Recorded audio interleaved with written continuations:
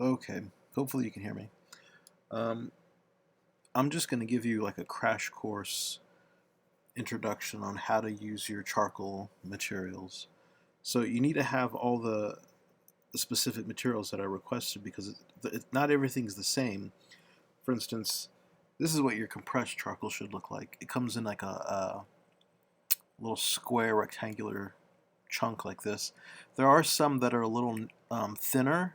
The bigger ones work best because they have more surface area. So when you need to make strokes, you can make big strokes. You need fine charcoal, and I don't really care what brand you get. I always just say don't buy the Artist Loft brand because it's always really crappy. And it comes in different hardnesses and softnesses. I always just say aim for the middle. If if it's usually hard, soft, medium. Get whatever you can. If it's giving you those options, I just grab the middle, the medium one. And if they don't have that, then get the soft. You don't want anything too hard. Um, so you're going to need a charcoal pencil. This is a Ritmo brand. The most common one students get is usually I don't have one here. It's the orange color generals. Let me see if I can find it real quick. Yeah. Usually this is the one I always see students having. Um, and it comes in different hardnesses and softnesses. I forget what I require on the syllabus for you to have. So for the assignment, I'm not exact. I think I changed my mind a million times what I'm going to make you draw. I think what I settled on is a shoe. I might change my mind, so just refer to whatever I write down. Um, I want everybody to tone the paper to a middle gray, and it's because I want you to work where you're drawing with your eraser, so you're subtracting um, some of the charcoal that you lay down. Um, so I'm going to just do a demo of that. Oh, wait, actually, let me say some more things. Another thing I want to say about this is you have to be real careful not to drop it because it's really, really fragile. And I kind of feel like it's almost like a piece of glass that's inside. So if you drop it, it's going to break it, and it's going to be really hard to sharpen. So every time you sharpen it, it's going to just break off and break off and break off. And it's really fragile. It's a lot more fragile than your graphite pencils. And I forgot more supplies. Your chamois. Um, it's a leather cloth. This is the same stuff that they sell like in auto parts stores. I think I've seen them like at Walmart's and Targets. Make sure it's like a real leather one. I've seen some of the synthetic ones work. If all else fails, an old cotton T-shirt can work. It works better than a paper towel. This works better than a cotton paper. This is like the most ideal thing to smudge with. Um, and not required. Let me show you.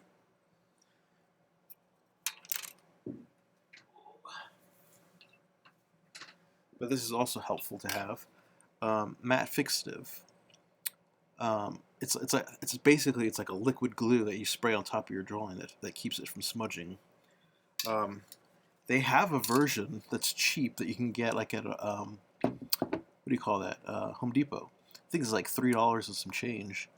It's like their version of a matte fixative, and I've used it a couple times, and it's almost as good as the artist brand stuff. It's not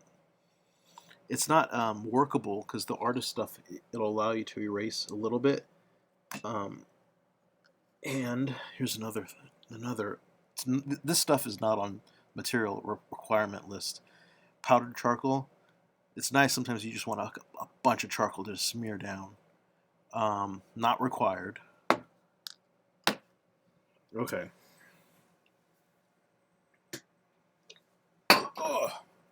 So,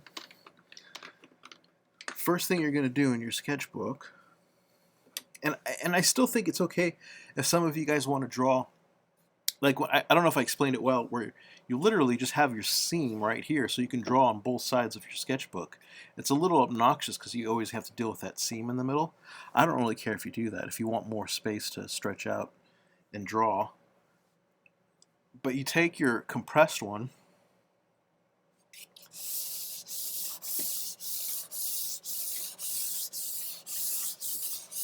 and I'm not really pushing that hard,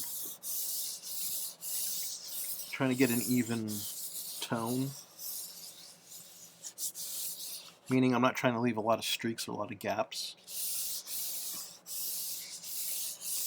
And also, I have paper underneath, because if you don't have something underneath in your sketchbooks, automatically have paper underneath, but some of you might not be drawing it in your sketchbooks. You don't. It'll kind of look a little too grainy if you don't have some paper padding it underneath. Take your chamois.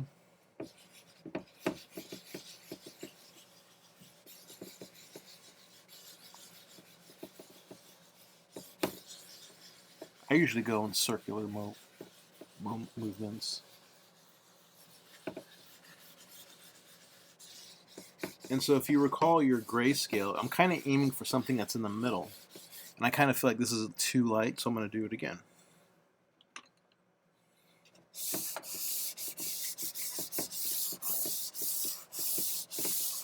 Maybe I'm pushing a little harder than I did last time.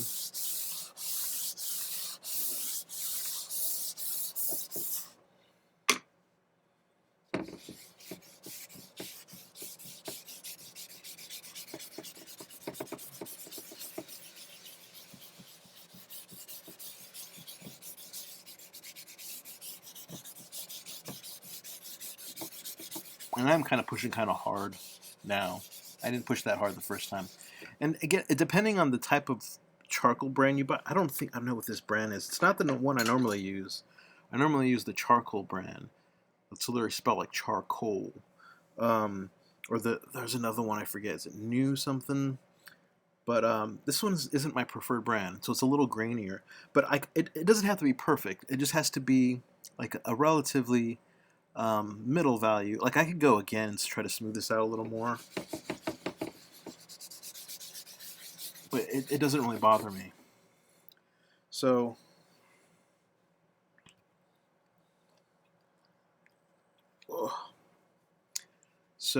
and then the vine sticks.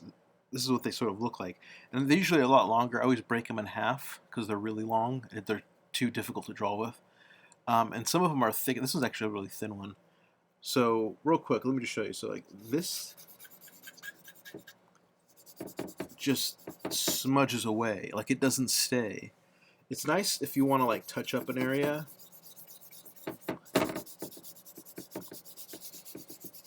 Or darken an area, smooth out an area. Because it's so like, it's because it's not compressed. It's literally just a piece of like willow bark that's burnt. And what compressed charcoal is, they take stuff like this, they grind it up into a powder, add some type of like binding glue, and literally compress it. So like the compressed charcoal is a lot denser. This is very, very just like airy. You almost can like, feel the air inside of it. It's so like light. So your charcoal pencil is not the same thing. So if I do the same thing, let me just show you. If I streak this, it is not really going to smudge away because this is compressed charcoal. So I kind of think of the vine charcoal as my initial, like, really forgiving way of laying things in. And once I kind of have things laid in the way I want, then I go on top with my charcoal pencil and kind of fix it a little more. And sometimes I even will spray a few layers in between of the spray fix, so I can then draw again on top of it. Again, I'm not making it required. You can buy the spray fix if you want. I even hear some people use like hairspray, which I'm not recommending because I've never done it, but there's all kinds of ways of using some type of glue that keeps it from smudging on you. So like another thing I should say too, which I didn't really say when I was talking about the graphite pencils, is that traditionally speaking, charcoal is meant to be smudged. It's a smudging medium. Where like, and if you be really traditional, like a graphite pencil is like a point medium. It comes from like the tradition of like etching. So like an etching needle is like literally a piece of metal. It's like a point, and you scratch into a plate with only hatching lines. So technically, like a graphite pencil is sort of from that tradition, and it's not meant to be smudged like charcoal, which again I don't really care if you smudge graphite if it works for you. So everybody has to do this. You have to tone it to a middle ground, and I don't really have anything to draw, so I'm just going to make up my generic ball. And again, I think I'm going to make you guys draw a shoe. But like, this is super forgiving. Like, you can make a million mistakes and just wipe it away. And be like, maybe I changed my mind. Maybe I actually want the ball to be this big. Actually, maybe it's too oval looking and I want it to look more perfect. Or maybe I want to move it over here. It's super, super forgiving. But the problem is if you do something with the vine charcoal that you like, you have to really like spray it with Fix for it to stay, otherwise it's going to just go away. But I've done that before. I've made some drawings with fine charcoal that I really liked, and I was like, oh, what am I going to do? I just sprayed the hell out of it with the fixative so it wouldn't go away.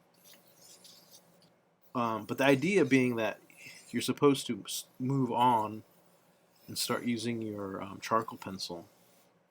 So let's say my light comes from this direction.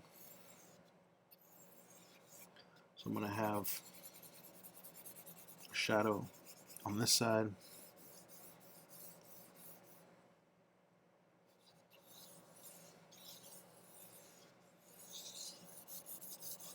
My cast shadow. And you notice too, I'm not using really anything other than my vine right now, which I think is a good idea to, in the early stages, when you're not really sure what you're doing, you're not really sure the placement of what your drawing is, to just spend several minutes just kind of blocking things in and figuring out the placement with just your vine, because it's the most forgiving charcoal tool you have. I'll just keep going here.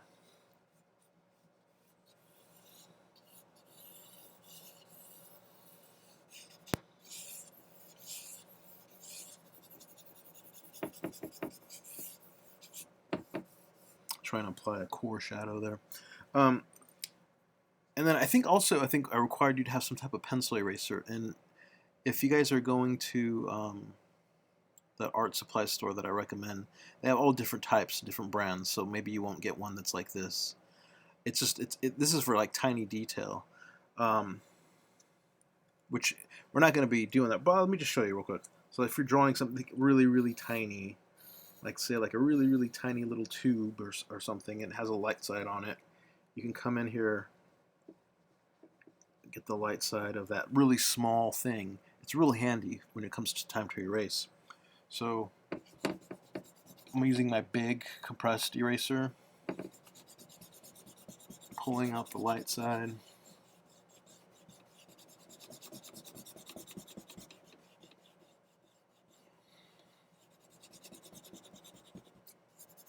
Trying to get those transitions, what are they called? Halftones. And then let's, just for the sake of having more light in here, let's make the table light. And I'm using the big area of the, one thing I'm not doing is I'm not drawing thin little lines. I'm trying to get a big area, like I call it a light mass. If you squint at this ball, it kind of looks already done. I've blocked in the massive shadow and the massive light. You can even use the entire side, doing like a big area.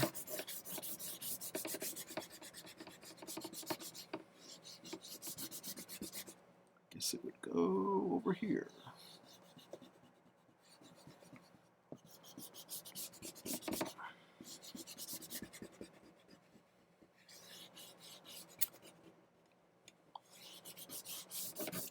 So again, I'm just squinting and like, does this look close to accurate? Close enough, not perfect. But and then maybe at this stage I want to introduce my pencil. So, because again, a lot of this will smudge away, but the minute I come back in here and start doing some hatching, maybe I want to get the Remember what this was called? I call it the crevice shadow, but I think in the handout I showed you it's called the occlusion shadow. That little dark spot where it contacts the tabletop. I should have sharpened this so I had more surface area. But I can come back on top of the vine. It's like I'm trying to push the vine into the paper with this pencil, because the pencil is going to be a lot more permanent. Smudging with my finger. You could smudge with your this, but like it's only when it's black that it'll work, because if it's really clean, it'll actually lift it up. Like let me show you. It'll remove. But once this thing gets really filthy, you can actually like draw with it. So I'm just going to do some hatching over here. But I'm doing hatching in a way where I know I could smudge it together. I don't really want hatching lines showing.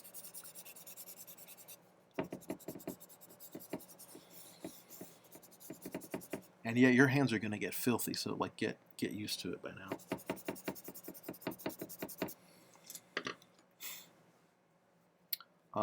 Maybe because this is a tighter area, I want to use this.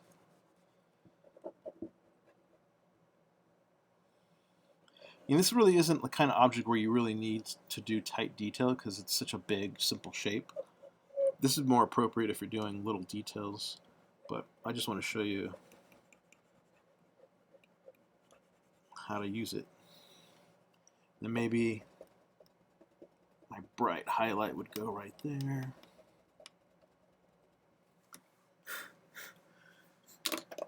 Oops.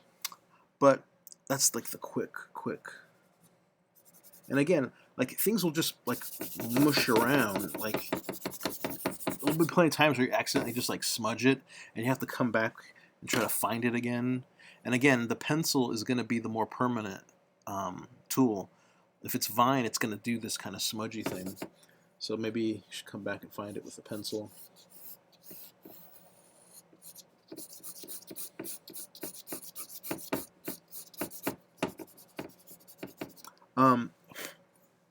Another tip that I'll give you is because for the week after this, we're going to have to do the white chalk drawing. And you could use the white chalk at the very, very, very end. Like, I don't recommend you using it anywhere near the beginning or even the middle stages. Only use the white chalk pencil. Let me see if I have one. At the very end. Yeah. I have different brands of white chalk, which you're going to have to get eventually. And this isn't a color pencil. This is literally like a white, chalky, pastel-y kind of a pencil. And I usually don't use this until I spray fix it, because the minute it's spray fixed, it's not going to mix in with a white. Because a lot of times, if you start using this, it's going to just mix in and it's going to just mush out and become gray. But I would just use it in just sparing spots, like maybe just the highlights only. Like you don't want to go overdo. If you use this, it's not required this week. You can do this all with just charcoal. So to recap. This is just to give you a quick little demonstration of how these tools work. So, like, this is something I do all the time too. Like, if let's say I don't like this at all, I can just take your chamois and be like, I don't like that. I'm gonna start all over. Maybe I wanted to draw it bigger than that, or maybe I want to move it over. I do this all the time. It's a very painterly way of drawing. It reminds me a lot of oil paint, where because it's always mushing around, and you're always trying to figure out a way to solidify the thing. So to recap, you have to tone your paper first to a middle gray. Start with your vine. After you kind of block things in, use your eraser and pull out your light mass, the big areas of light. And you can block in your shadow mass. So just think of it as just your basic, like when you squint down, massive light, massive shadow, and then you come in. I kind of think of it as like building the cake before I put the frosting on, the frosting being the tiny little details. So you want the big chunk of mass and form first, and then the little details on top, like it's the frosting on top of the cake. Let me think. tone your paper, fine charcoal, switch over to your charcoal pencils because they're going to smudge less and they're going to be useful for the detail. It's going to be helpful to have one of the pencil erasers, which I think I put it on the floor. Anyway, I think that's it for now. And I have some videos for you to watch to also kind of show specific demos of specific things. Okay, so watch all that.